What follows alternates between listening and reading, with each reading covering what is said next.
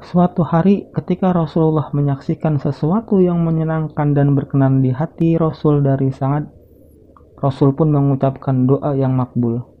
Ya Allah, tepatkanlah bidikan panahnya dan kabulkanlah doanya. Demikianlah sangat terkenal di kalangan saudara-saudara dan para sahabat-sahabatnya bahwa doanya tidak ubahnya bagai pedang yang tajam. Hal ini juga disadari sepenuhnya oleh sangat sendiri, hingga ia tidak ingin berdoa untuk kecelakaan orang lain, kecuali dengan menyerahkan urusannya kepada Allah Ta'ala. Sebagaimana contoh peristiwa yang diriwayatkan oleh Amir bin Sa'ad sebagai berikut. Sa'ad mendengar seorang laki-laki memaki Ali, memaki Tolhah, dan juga memaki sahabat Az-Zubair. Ketika dilarang, orang itu tidak menghiraukannya.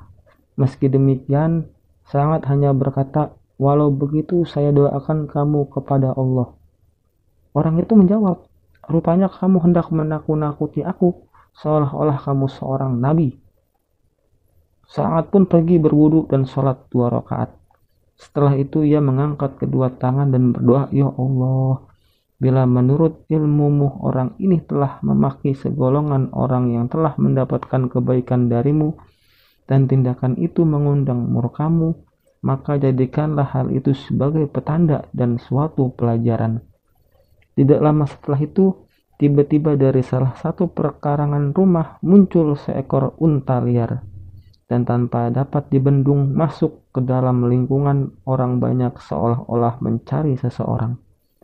Sejurus kemudian unta itu menerjang orang tadi dan membawanya ke bawah kakinya, lalu menginjak-injak orang tersebut dan menyepaknya beberapa saat hingga akhirnya tewas menemui ajalnya.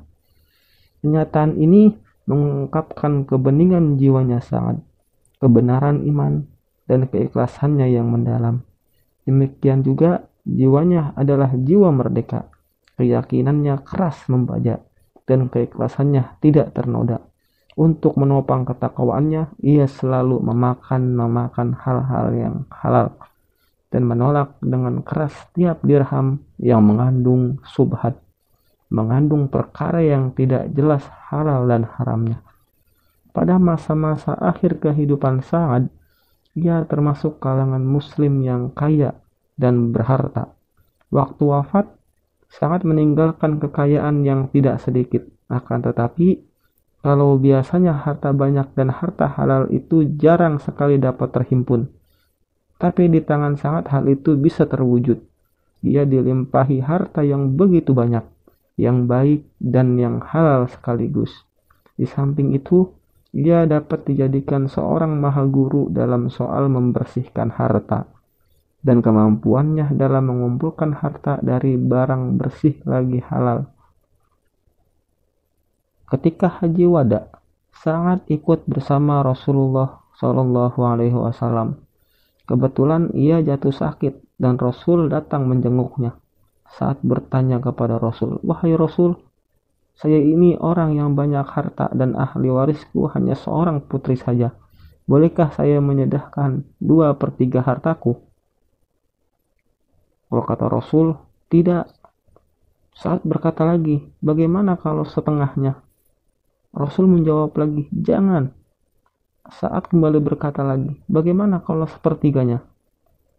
Rasul menjawab, ya, dan sepertiga itu pun sudah banyak. Lebih baik engkau meninggalkan ahli waris dalam keadaan mampu daripada membiarkannya dalam keadaan miskin dan menadahkan tangannya kepada orang lain. Setiap nafkah yang engkau keluarkan dengan mengharapkan keridhaan Allah, pastilah akan diberi ganjaran. Bahkan walau sesuap makanan yang engkau suapkan ke mulut istrimu. Sekian lama, Sa'ad memang hanya dikaruniai seorang putri saja. Akan tetapi, setelah peristiwa tersebut, ia mendapatkan rezeki beberapa orang putra.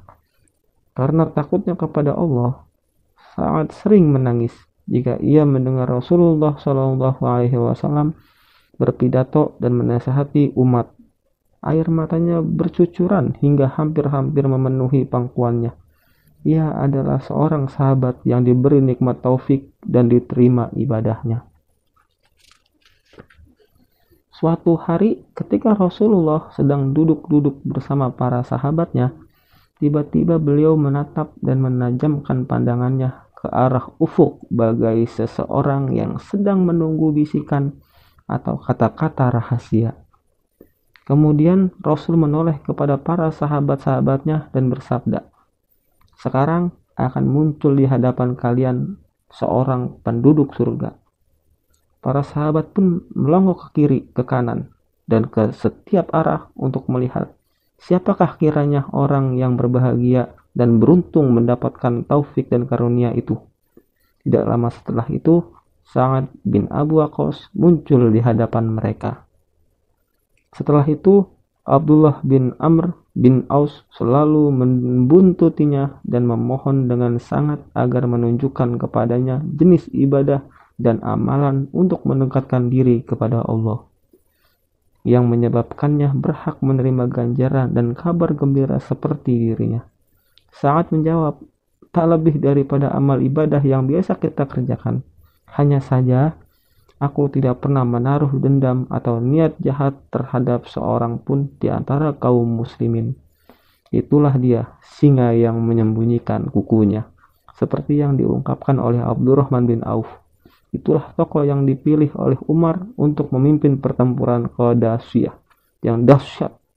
Mengapa Umar memilihnya untuk melaksanakan tugas yang paling rumit yang sedang dihadapi Islam dan kaum muslimin? Jawabannya, karena keistimewaannya sangat.